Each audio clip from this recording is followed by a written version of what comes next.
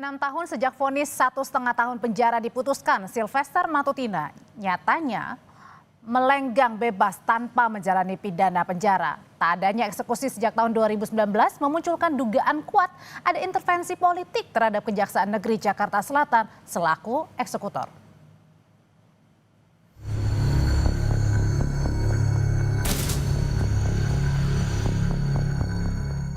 Mantan Menko Polhukam di era Presiden Jokowi Mahfud MD mencurigai ada politisasi di balik belum dieksekusinya Sylvester Matutina oleh Kejari Jakarta Selatan. Tak hanya itu, Mahfud juga menyerukan Kejaksaan Agung perlu melakukan penyelidikan internal. Yang pasti dia menghindar, yang pasti ada yang melindungi. Sekurang-kurangnya saya katakan yang melindungi kejaksaan. Saya sudah damai dan bermaafan dengan Yusuf Kalla. Tidak ada damai di dalam vonis hukum pidana itu. Tangkap dulu atau jebloskan dulu ini untuk eksekusi si Matutina ini. Kemudian Kejaksaan Agung harus mengadakan penyelidikan ke dalam dan menjelaskan kepada publik. Sementara itu, rekan Sylvester dari Projo, Freddy Damanik menilai kasus yang dialami rekannya itu sama halnya dengan kasus yang menimpa Sugi Nuraharja dan Julianus Pangaonan alias Ongen yang belakangan mendapat amnesti dari Presiden Prabowo. Freddy pun minta agar amnesti juga diberikan kepada Sylvester. Gus Nur, ya banyak yang lainnya mendapat amnesti abolisi. Ya saya sebagai pribadi temannya Sylvester juga, ya saya juga memohon kepada Pak Presiden kalau memang bisa Pak Sylvester diberikan hak demikian juga.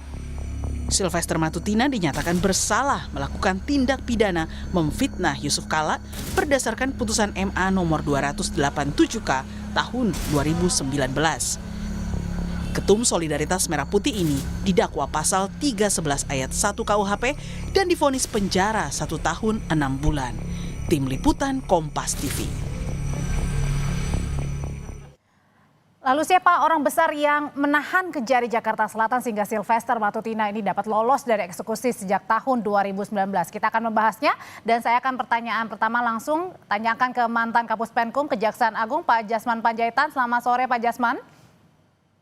Selamat sore Mas, selamat sore. Ya Pak Jasman, pertanyaan pertama saya, apa benar ini di lingkungan kejaksaan bisa ada intervensi politik terhadap jaksa yang ingin mengeksekusi seseorang, terutama dalam kasus ini, kasusnya Sylvester Matutina? Ya, untuk menjawab itu ya perlu ada penyelidikan. Apa ada informasi-informasi yang mengarah ke ada orang-orang dari Jakarta Selatan yang melakukan seperti itu.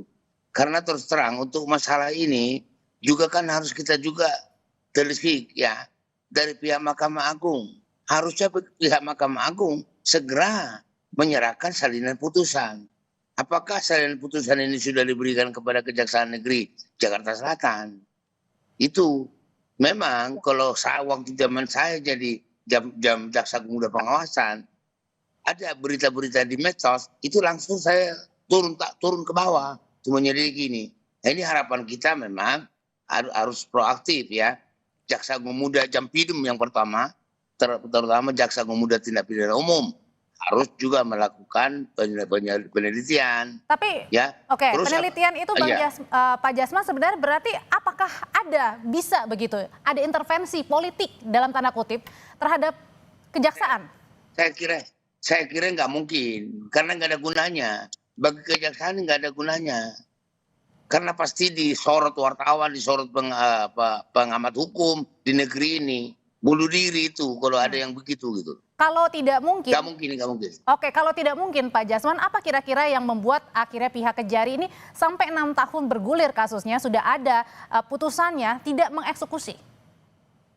Jadi ini kan ketentuannya, ini kan masalahnya juga ada dua instansi.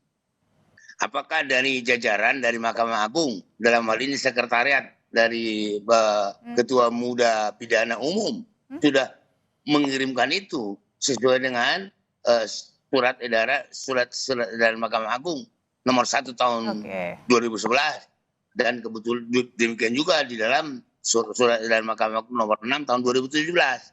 Apakah itu mereka memang sudah ketat karena ketentuannya dalam surat edaran itu 14 hari harus sudah dikirimkan ke kejaksaan yang melaksanakan putusan. Pak Jasman. Oke, kita tahan dulu sampai di situ. Di sebelah saya sudah ada pengacara tim dari TPUA, begitu ya. Bang Kosinudin, selamat sore. Sore, ya Mbak. Bang Kosinudin, jadi kalau tadi Pak Jasman selaku mantan jaksa bilang tidak mungkin ada unsur politisasi di dalamnya yang kemudian sampai sekarang ini tidak bisa atau belum mengeksekusi seorang Sylvester Matutina. Kalau pandangan Anda? Ya, sebenarnya kita harus bagi pada dua klaster ya. Klaster pertama tentang secara faktual ini putusan belum dijalankan. Ini yang harus segera dijalankan agar apa? Adanya pengabaian, penyalahgunaan dengan mengabaikan dan seterusnya itu bisa tertutup dulu dengan adanya tindakan oleh kejaksaan yang segera mengeksekusi yang menjadi tugas dan tanggung jawab kejaksaan. Kami perlu informasikan bahwa 31 Juli kami mendatangi Kejari Jaksel untuk meminta dieksekusi. Kemudian tanggal 4 Agustus ya, Kejaksaan Agung menyatakan akan dieksekusi dan sampai hari ini tanggal 7 ya ini ya, ini belum ada eksekusi. Jadi masalah aktual ini dulu Pak Jasman yang menurut saya harus segera dilaksanakan, terlepas ada soal kedua, kenapa ini lama dieksekusi. Tentu kalau kita bicara lamanya dieksekusi, ada kemungkinan abuse of power di sini, yakni apa?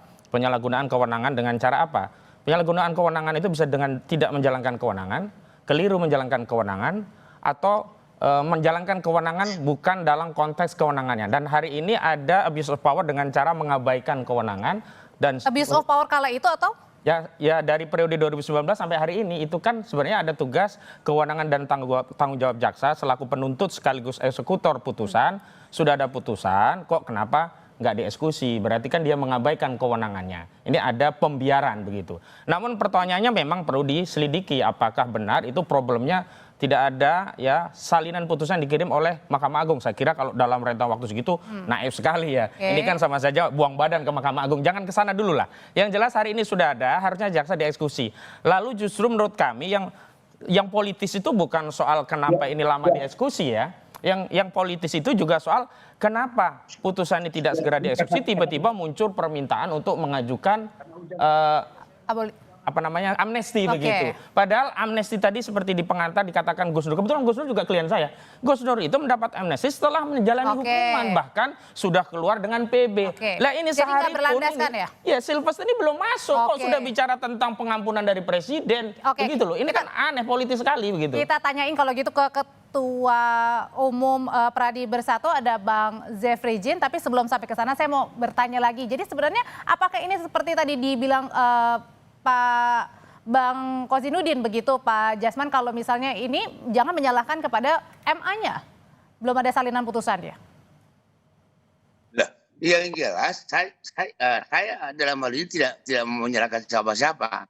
Kita kan hanya menyelidiki ini letak kesalahan ada di mana, kan itu. Tapi sepengetahuan saya, pengalaman saya juga, baik waktu saya masih di Kejaksaan Negeri maupun setelah di tingkat selanjutnya, itu putusan itu harus ada. Apa yang mau dilaksanakan oleh jaksa kalau salinannya nggak ada? Itu yang saya katakan tadi. Saya tidak mau menyalahkan siapa-siapa. Di mana letak permasalahannya sehingga salinan ini belum sampai di Kejaksaan Negeri Jakarta Selatan.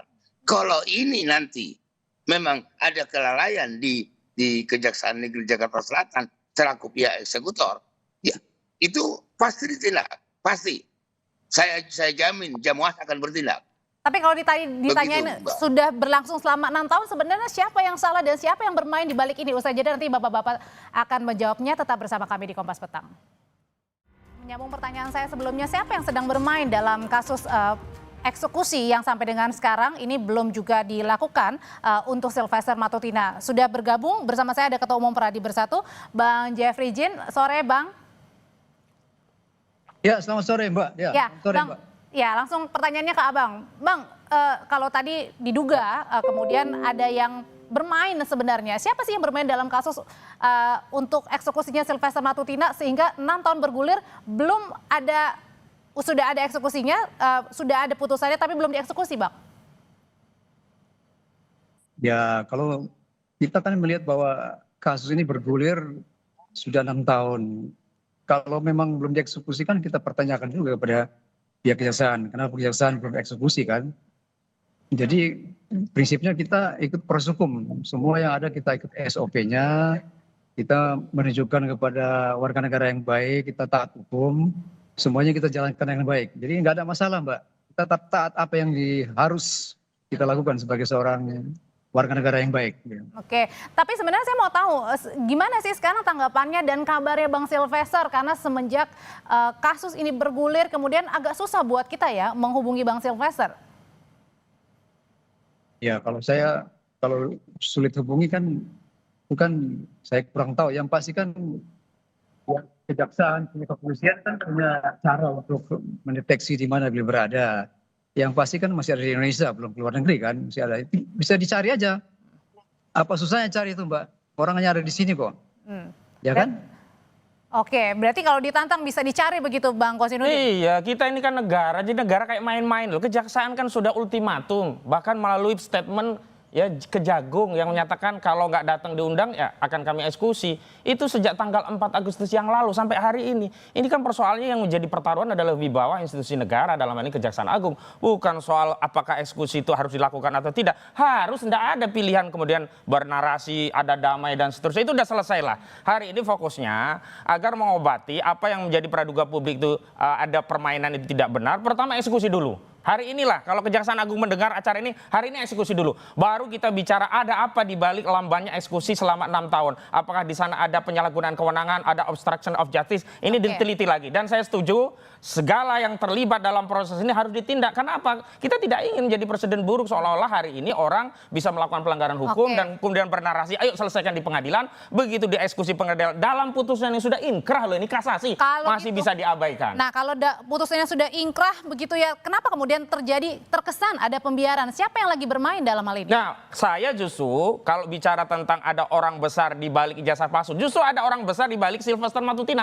Nggak mungkin kalau nggak ada orang besar ini diabaikan. Memang benar Bang, ada orang besar di balik putusan ini, eksekusi yang belum kemudian dijalankan nih? Kalau menurut saya, Mbak, Bang Silvester itu kan orangnya besar ya. Jadi kalau dia sudah besar, dia nggak butuh orang besar di belakang. Kalau besarnya mungkin bayangan yang besar, Mbak. Kalau ada yang melindungi? Ya, itu yang pertama. Itu yang pertama. Yang kedua, pihak sebelah itu yang lebih besar. Pihak sebelah yang lebih besar, seharusnya pihak sebelah yang lebih mampu lah. Kenapa tidak bisa mengeksekusi, ya kan?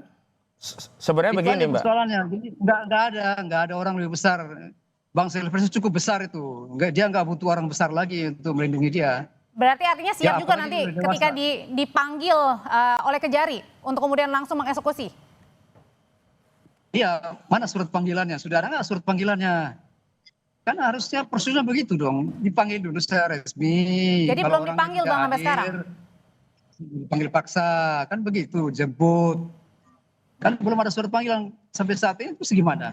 Oke, belum ada, katanya tinggal nunggu. Sebenarnya kan sudah ada statement, udah ada undangan dari Kejari Jakarta Selatan, itu Kapuspen Kejaksaan Agung loh yang menyatakan itu.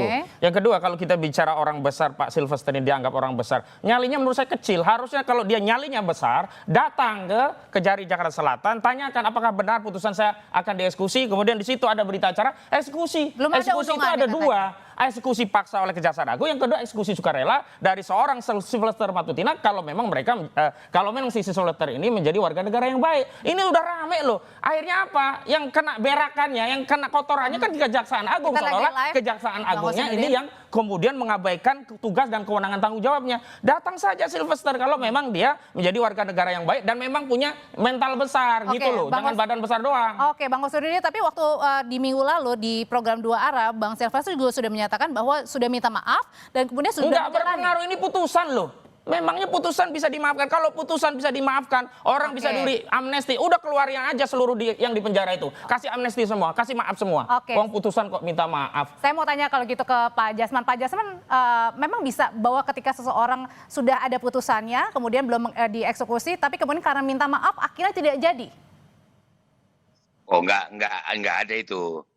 Ya, ini kan masalah eksekusi. Minta maaf itu waktu di penyelidikan itu atau penyidikan.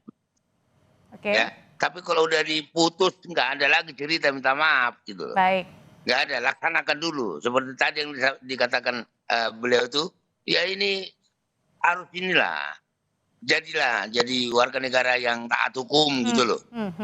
Oke, Itu. balik lagi ke Bang Jeff. Bang Jeff, betul nggak sebenarnya ini dugaannya jangan-jangan juga ada orang besar nih di balik kasus Sylvester Matutina ini?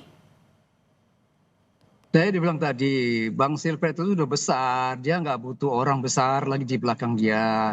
Sekarang persoalannya itu gawainya siapa? Gawainya kejaksaan atau gawainya Bang Sylvester? Bang Sylvester kan dia kan terpidana, dia ikut peraturan hukum yang ada, SOP-nya mana, surat panggilannya mana. Kalau ada pasti dia datang dong sebagai warga negara yang baik.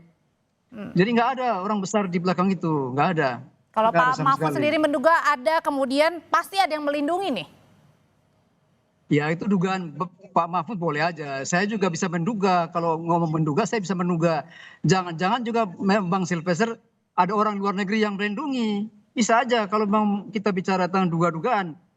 Orang besar di luar kan banyak itu yang lebih besar dari Bang Sylvester bisa yang melindungi. Oke. Ya tapi kita nggak tahu. Itu dugaan saja kan Mbak. Karena Pak Mahfud menduga, saya pun menduga. Nanti yang lain juga menduga. Ya kan sama-sama kita bisa menduga. Yang paling penting adalah mana surat panggilannya supaya warga negara yang baik dia akan taat hukum, dia akan datang. Oke, Begitu, Mbak. Oke, Pak Jasman, sebenarnya kalau sudah gaduh di publik ini dan juga sudah berlalu 6 tahun begitu, apakah kemudian kasus ini bisa diambil alih oleh pihak Kejaksaan Agung? Loh, bisa saja. Sebenarnya tidak perlu ke Kejaksaan Agung. Jajaran Kejaksaan Negeri Jakarta Selatan seharusnya sudah proaktif, jemput paksa. Kenapa sih? Emang siapa sih Sylvester hebat banget gitu? Makanya saya katakan tadi, ini di mana letak kesalahan ini? Jangan dulu langsung ke kejaksaan yang melakukan kesalahan. Apa betul salinan itu sudah datang? Tunjukkan salinan itu. Kalau memang ada, biar nanti datangin kan. Namun itu juga kita sama-sama udah dengar dari Kapuspen bahwa ini sudah Berarti artinya di sini tidak perlu ada surat panggilan, Pak Jasman. Artinya bisa langsung jemput paksa. Harus dulu, harus ada panggilan dulu. Bukan pertama, panggilan kedua, ketiga tidak datang, baru jemput paksa. Kan gitu. Oke, tanggapannya Bang Kosinudin, berarti kalau misalnya selama ini 6 tahun kemudian belum sudah ada putusannya, belum dieksekusi. Nah ini sebenarnya apakah ada yang bermain, apakah ada yang melindungi, apakah memang terkesan ada yang membiarkan? Sudah pasti ada yang melindungi dengan cara membiarkan, tidak dieksekusi. Mustahil di republik yang sebesar ini kasus bagi seorang Sylvester Matutina yang sudah dikenal sebagai relawan Jokowi kok tidak tahu ada putusan. Apalagi putusan ini terkait pencemaran tokoh bangsa loh. Pak Yusuf Kalla loh, ini bukan saya, mungkin kalau saya mengadukan orang nggak tahu kasus seperti apa. Ini yang mengadukan Wapres dulu. Ini adalah aduan dari orang yang punya kategori bapak bangsa dan diadukan oleh banyak orang saat itu. Ratusan lawyer ikut terlibat mengadukan kasus ini untuk membela Pak Yusuf Kalla. Jadi aneh kalau tidak ada orang besar. Yang kedua justru tudingan ada orang besar di balik Roy Suryo dan kawan-kawan itu berbalik ke Sylvester Matutina ini. Dan dugaan saya orang besar itu adalah kekuasaan presiden yang saat itu adalah Saudara Joko Widodo karena dia adalah projo. Dan hari ini agar menghindari tuduhan Presiden Prabowo masih ada di bawah kendali Saudara Joko Widodo segera eksekusi. Dan dalam hal ini Kejaksaan Agung ada di bawah kekuasaan dari presiden, segera jalankan. Dan kalau Kejaksaan Agung itu memang bukan eksekutor langsung, segera perintahkan kepada Kejaksaan Negeri Jakarta Selatan. Jangan dibikin lama begini. Kita bicara tentang asap, apinya yang sudah membara nggak segera kita siram. Kasihan rakyat melihat, oh kok ada terpidana keluyuran ke sana sini, malah hadir di media ini, media itu, podcast sana, podcast sini. Nggak ada wibawa hukum di hadapan mereka ini jadinya. Oke, kalau gitu sebenarnya kalau dilihat sendiri Pak Jasman, kalau yang Anda lihat kasusnya sudah bergulir, apalagi tadi seorang mantan Wapres ya yang kemudian melaporkan untuk kasus Bang Sylvester seperti ini. Sebenarnya apa sih yang kendalanya begitu untuk tidak mengeksekusi, Pak Jasman? Kalau saya mengatakan dugaan saya kuat, salinan ini belum diterima oleh Kejaksaan. Dalam hal ini Kejaksaan Negeri Jakarta Selatan. Itu dugaan saya. Kalau sudah ada, sudah sampai langsung dieksekusi itu.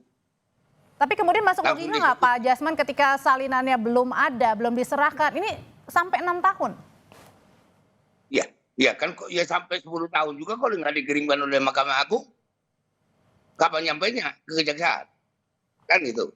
Itu makanya saya bilang jangan langsung menuding Kejaksaan yang salah. Mari kita lihat ya siapa terjadinya kesalahan ini, di mana letaknya. Itu kita telusuri. Di Kejaksaan Agung juga harus diteliti. Di mana letaknya? Kan itu. Harusnya pihak Mahkamah Agung juga dalam hal ini Komisi Judisial juga turun tangan. Atau jajaran pimpinan di Mahkamah Agung juga harus menyelidiki di mana kesalahan ini. Oke, Kan kalau gitu. ya kalau dari Bang Jeff sendiri, dari tim kuasa hukum termasuk juga Ketua Umum Pradi Bersatu, sebenarnya yang Abang tahu sejauh ini sampai di mana sih kasusnya begitu? Ya setahu saya kan memang 6 tahun yang lalu itu kan sudah divonis, sudah inkrah. Jadi kan tinggal dilaksanakan aja eksekusi, ngapain tunggu lama-lama. Tapi kan yang melakukan eksekusi kan bukan orang lain, kan harus kejaksaan mana Jakarta Selatan ya kalau nggak salah ya. Ya silakan, kita taat hukum kok, warga negara yang baik. Bang Silvester saya kira. Dan tidak kemana-mana ya Bang Silvester ya? Oh enggak, jiwa kesatrianya ada kok. Aturan hukumnya kan begitu, nggak ada panggilan kalau kita sorong-sorong diri itu nggak benar juga. Harus ada prosedurnya benar, kirim surat yang benar, alamatnya juga jelas, untuk apa segala macam kan sudah jelas itu. Tinggal beliau datang sesuai dengan panggilan kejaksaan kan.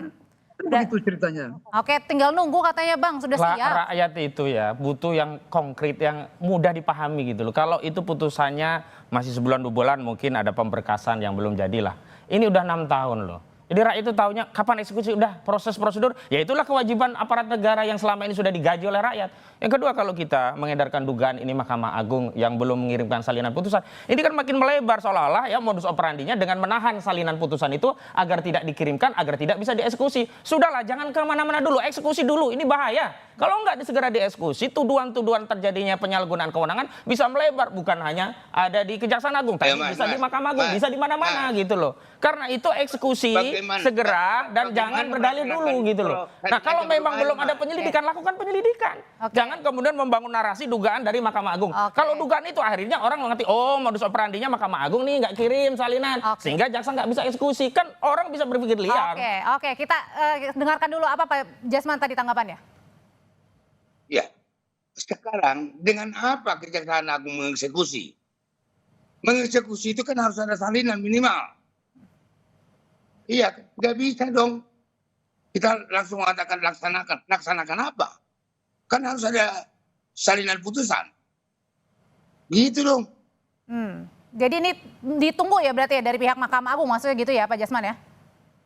Iya, mana? Buktikan kalau memang itu sudah dikirim tanggal sekian. Oke. Ya. Baik, sudah kita tangkap kalau gitu. Gampang kok. Oke, Pak Jasman terima kasih, Bang Kosinudin terima kasih, Bang Jeff terima kasih, selamat malam. Selamat sore semuanya. Terima kasih ya. Ya. Ya.